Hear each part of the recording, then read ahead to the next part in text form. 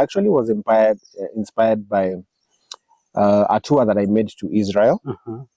Israel. Yes. Okay. So I went to Israel and I saw a lot of people farming in a very dry area and doing a lot of production. And then I questioned myself and I was like, if people can farm here and actually get production, which is a worse weather, climate, and even soil, why shouldn't I actually do?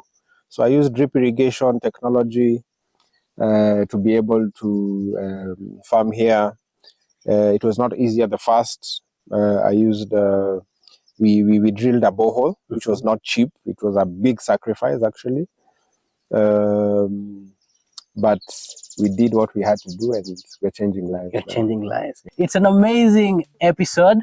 In this video, we are featuring this amazing farmer. His name is Steve.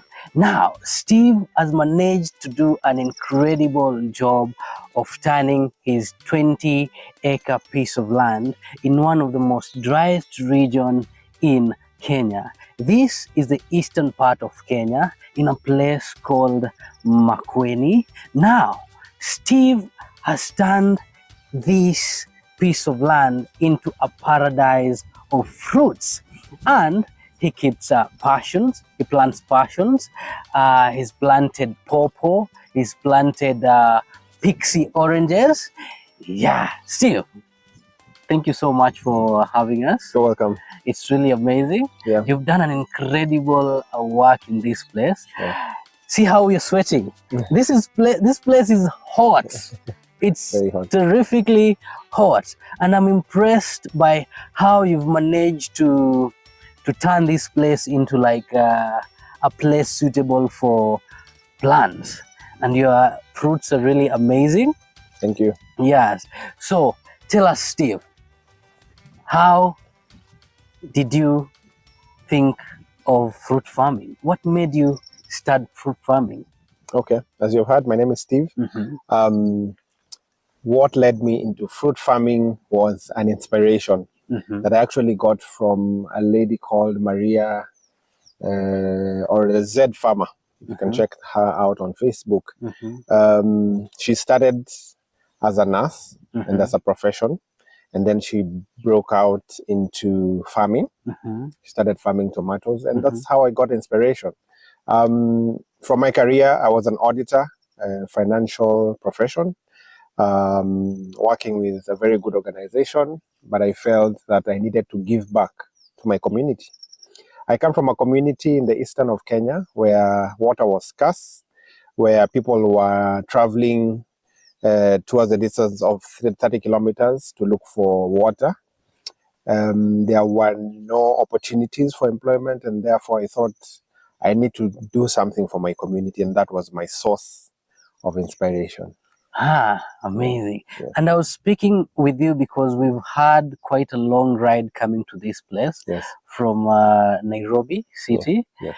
You told me that you quit your job. Yes. You quit your job to start this farm. Yes. And to manage this farm. Yes. I'm aware you have also 2 other pieces of acres, Yes. which we might not be able to cover because it's very much interior. Yeah.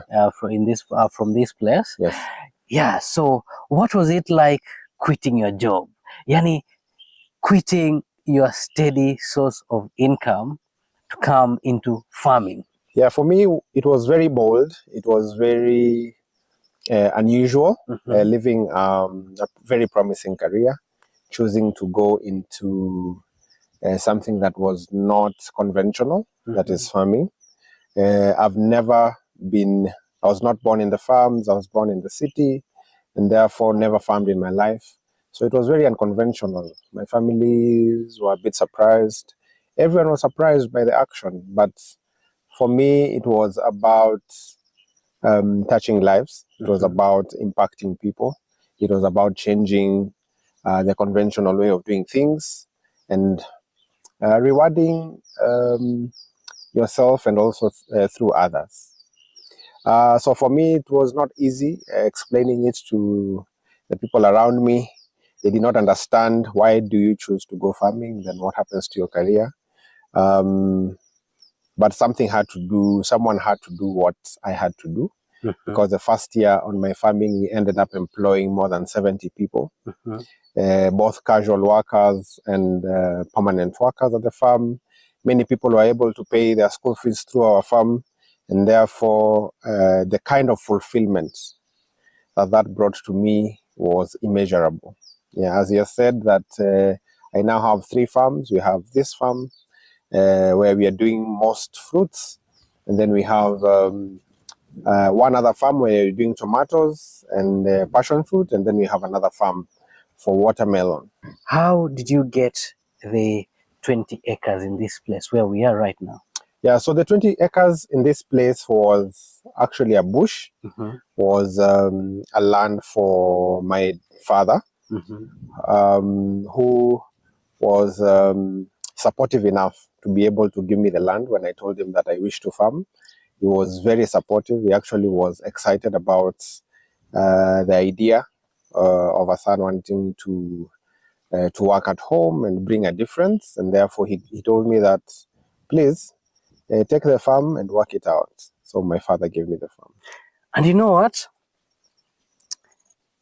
As you were telling your story, I'm really surprised, because whatever you're doing here, I'm tempted to ask you this question.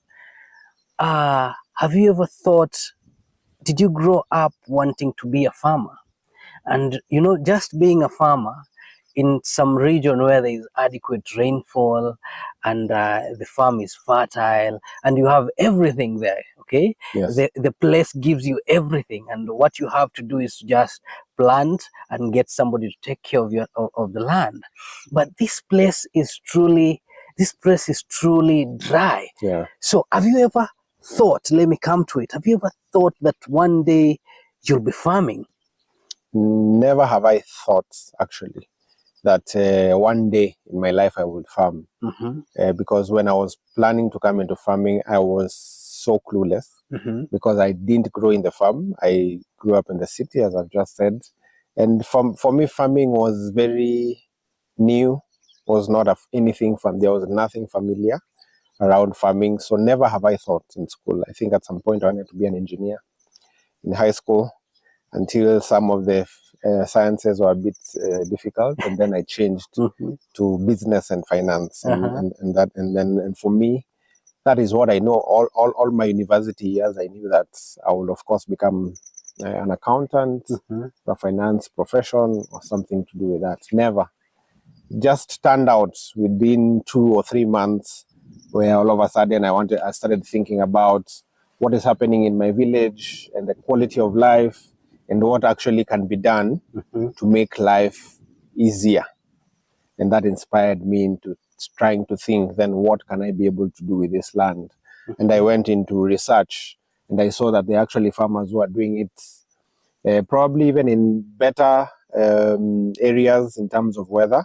But then I asked myself, if everyone farms at the best places, then what will happen to my community? What will happen to my people?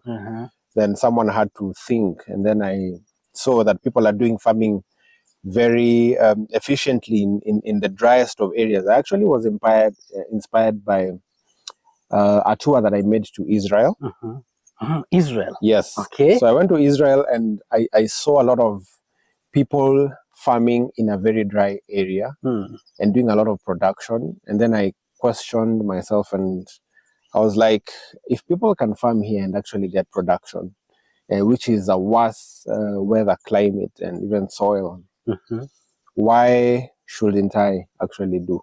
So I used drip irrigation technology to be able to farm here.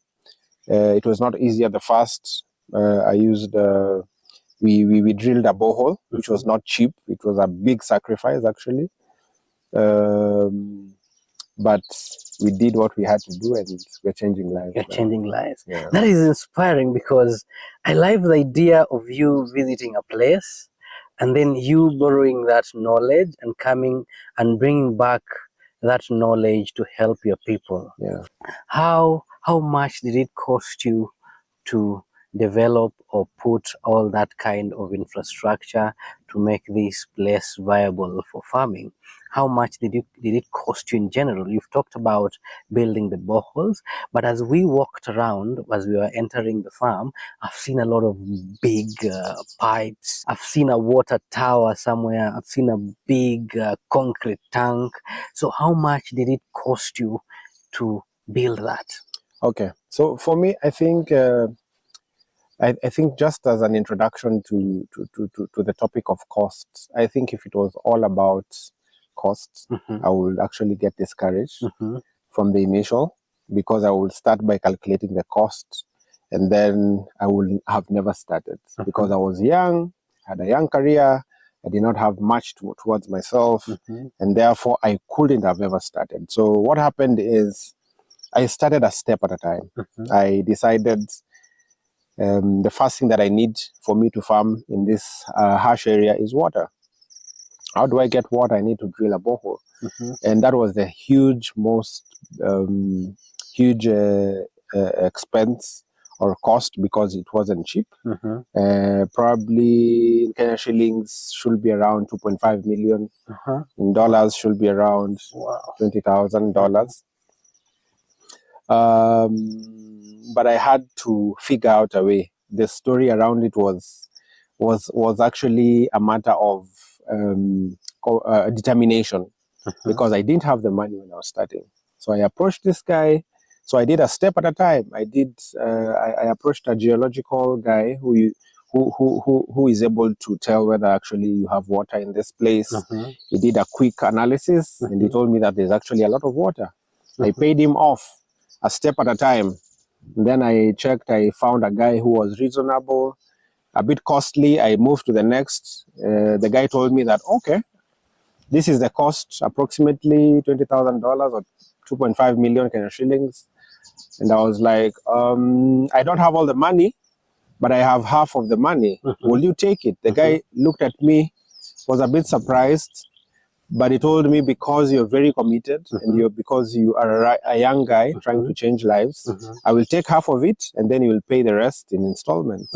And that is how we started. And the guy drilled the borehole and we had a lot of water. A lot of water. A lot of water. And you know what? Yeah. I knew you through a friend of mine. And a friend of mine told me the story of your dad, how your dad grew up in this place, how long they trek to look for water.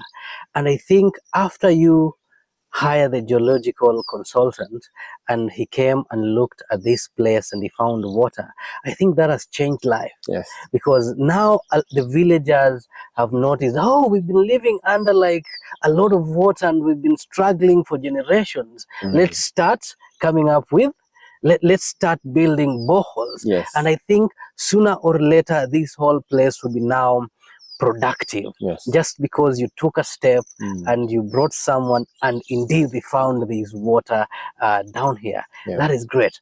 Now, how long did it take to set up everything? I know maybe it's been a journey. Yeah, it's been a long journey of ups and downs. Most people usually share the best, but of course it's been not easy. We have had good times, we have had challenging times. For me, how I structured it was because I knew I was fresh into this and I don't understand how farming works, is I engaged an agronomist for the first time in farming. So, and since I needed to learn, and I told myself that I actually need time to work with the agronomist, understand the process, understand what are the seeds that we use. But I started with 1 acre farm of tomatoes.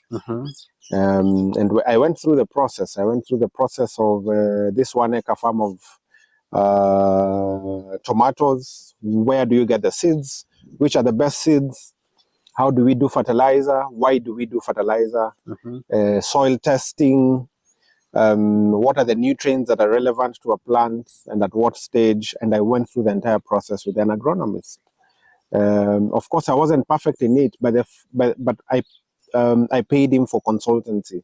After the first season of consultancy, I was able to harvest Wasn't very impressed, but I learned a lot of things because the agronomist or the consultant was not present. I think one of the things that I understood was that presence is very key, actually, at the formative stages of any business, not just a farm. So, and that is when I actually decided to leave my job and just become present, so that I can be able to monitor. And then the second season, after 3 months, I did another season.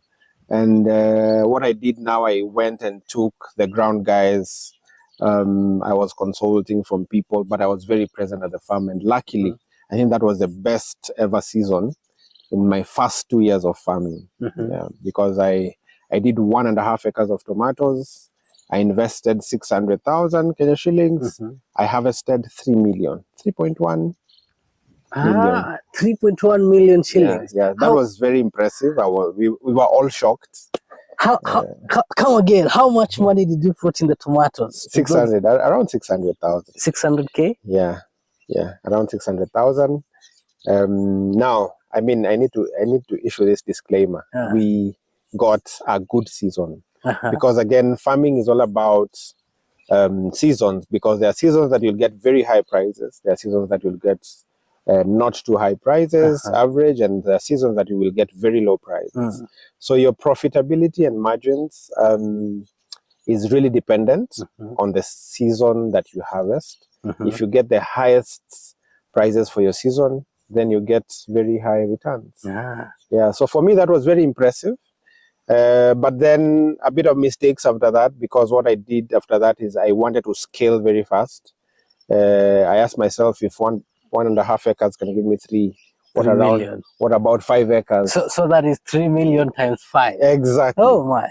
And that was, for me, that was not the wisest thing, because what happened is I left my farm, went and started a new farm which had more water, depending on a river. But number one, I got very low prices, and then the production was too low because the water was a bit salty, and the water also was not very sufficient as we thought. So for me, then that was a loss-making project. So I think that those are the dynamics in farming that we ought to grow gradually. Okay. Yeah. And now passion fruits for me is my latest project. After doing farming for 2+ years, there's a dynamic of passion that I really liked, and that is why I adopted it. So passion fruits, I actually adopted it. Starting, the type of passion that I farm is yellow sweet.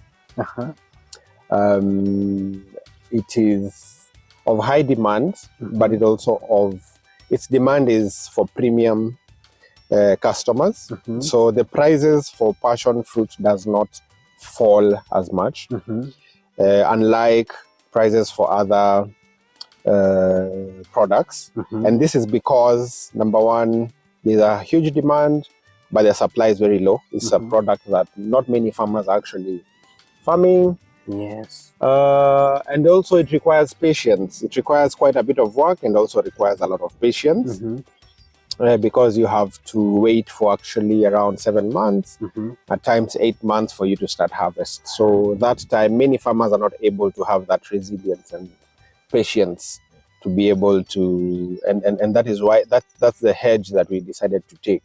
For me, passion is a good project, comparing it to others, because the level of risk. I said I'm a finance guy, so I measure these days. I measure the amount of risk. So I'm mixing risks. So passion fruit has low risk. So the investment is low because not too much fertilizer. The only investment I'm doing is the poles and the wires, and then it keeps coiling, it flowers and fruits. Very little fertilizer, and therefore a good thing. That is why we went for passion fruits. Yeah. And I've tasted your passion fruits. I think these are the sweetest passion fruits I've ever tasted. It seems it almost tastes like guavas. They're nice. So tell these guys, what do you mean by premium customers? Yeah. Maybe to just start by the taste of our passion fruits. Passion fruits work very well, and just fruits in general. Yeah. They work very well under hot weather conditions, and that's Yeah. one of the edges that we decided to take because we're in a semi-arid area. Fruits work perfectly. The only thing that we need is water. Water. And therefore, because of the environment and the weather, we produce one of the sweetest fruits, probably not in Kenya alone, but all over because of our weather. Number two, I think the science of understanding what goes into making sure that fruits are sweet, the nutrition of the soil. I mean, I could be very technical, but just understanding the science behind farming. There is nitrogen, there is potassium, and then there's phosphorus. Phosphorus for root development, nitrogen for leaves, and then potassium for flowers and good quality of fruits. Now understanding what are the different ways of applying this different nutrients to the plants. So for me, that technique has worked well for us, and we produce the best or the sweetest. Actually, our fruits are on very high demand. People compete for our fruits every day. I get calls, suppliers trying to say no, they did not get their share. They keep even giving you premium prices because they understand that your product is good quality, and quality is really key. Quality is king. Yeah. How many acres have you utilized to plant the passion fruits? I started with 1 acre, and for me it was a lesson of before you venture and go large scale, start small and then scale. It helps you understand a lot of dynamics, and it also helps you to grow. So I started with 1 acre, understood the dynamics, the ups and downs, how successful it was it profit making or not, was it just hearsay? And I saw that, wow, this is actually doing very well. And then I did 3 more.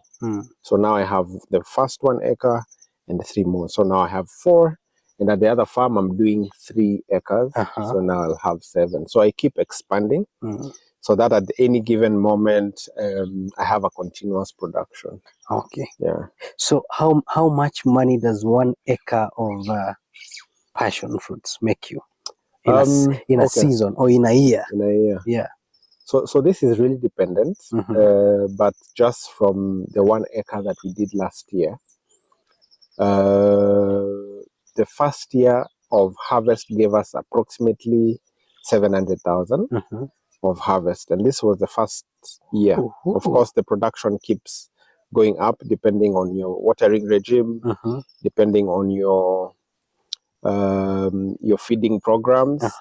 But this was the first year, so we expect it to go high in year 2. This year has been year 2, and we absolutely expect it to go higher. In terms of investment, I think in the first year it took maybe 150, and then you can imagine you have invested 150, nothing much more than that, and then in year 1 it gives you that, and then year 2 it gives you something more, and then it's continuous approximately for 3 years.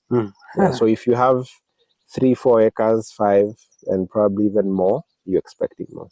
Popo is also nice, equally demanded, because children they need popo for their nutrition.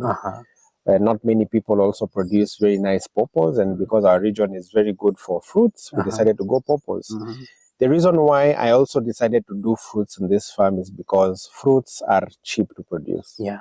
The only difficult part of it is the waiting time, because you're waiting, you're not harvesting, and you're waiting for the season to get ready. So popo equally requires approximately 7 months for it to give you to start giving you production.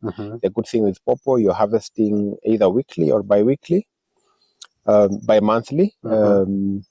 And then you're in continuous harvest, and the product, and the cost of production is also low.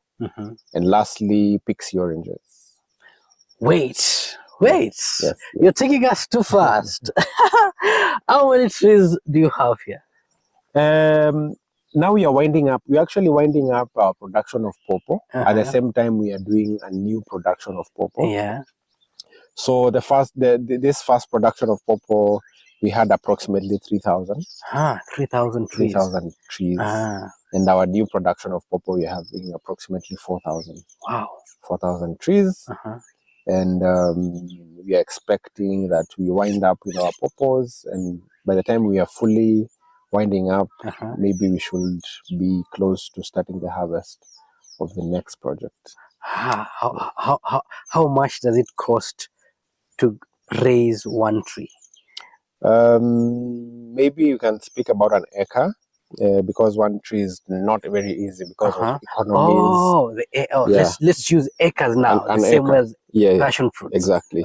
So an acre of pawpaw would fit approximately 1,200 pawpaws. And my approximation is each tree will probably cost you around 30 shillings. 30 shillings? No, 40 shillings actually for production. So 1,200 by 30 shillings would be around 300,000. Would be enough for an acre. Wow. Yeah. But again, when you do the more, you will have economies of scale. Yeah. And therefore it becomes also a bit cheaper. Yeah. And what about the returns now? The returns for pawpaw, we expect it to double. Actually, for me, I use a multiplier effect that I know that pawpaw needs to double its production in the first year. And then the second year, it gives me the same probably. And then the third year gives me the same. So in 1 year, I'm able to break even and have profits. And the second and the third year, we are just getting profits. Yeah.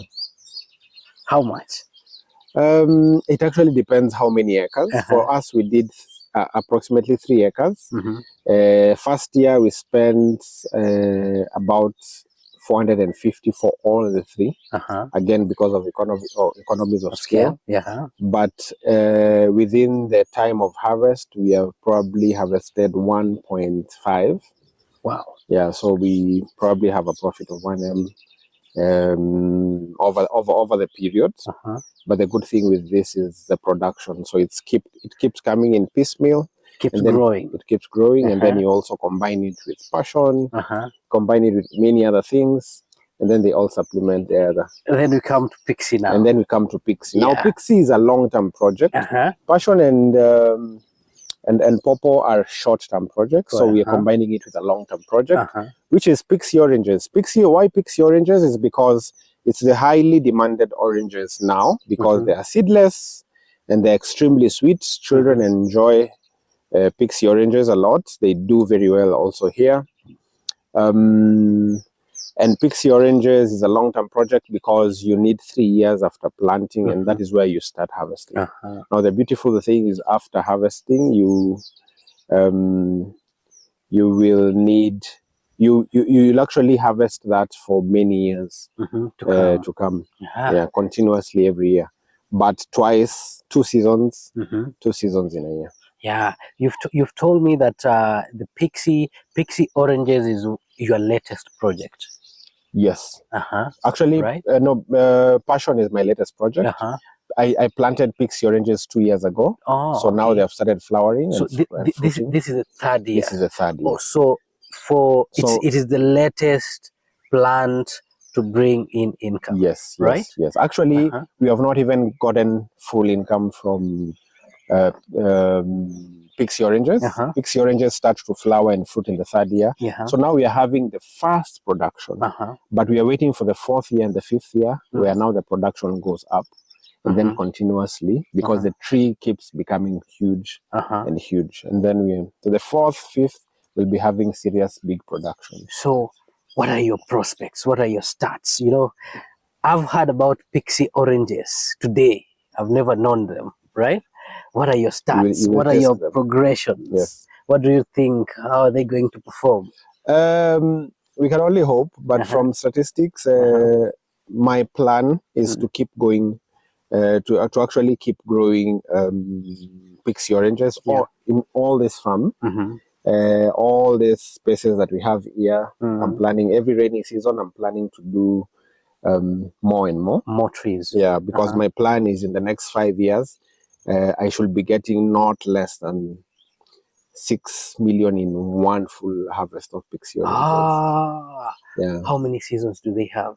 they have 2 seasons In a year. Yeah. So in a year, that is 2 times 6. That is 12 Yeah, 12 million in a yeah. year. That's my projection. So all these numbers, maybe I should quit content creation. Maybe I should start. Somebody to donate a land for me somewhere in a dry region so that I become the next Steve. Anyway, that's amazing. Yeah, thank you. That's amazing and Thank you very much. truly Thank you inspiring. very much. Thank you very much. Yeah. Now, there are a lot of people who are watching you, and I've realized that currently there are a lot of people, especially in the black diaspora.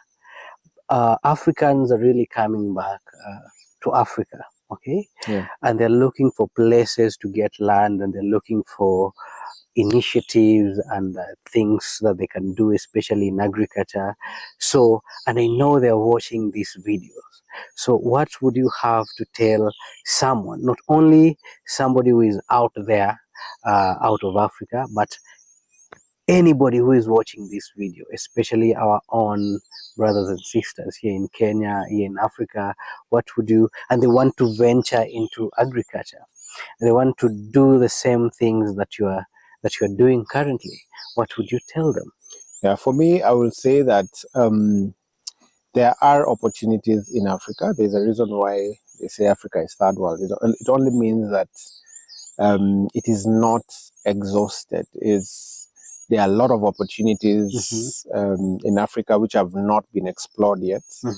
When you bring the mind into it, there are many opportunities, and this is in reality.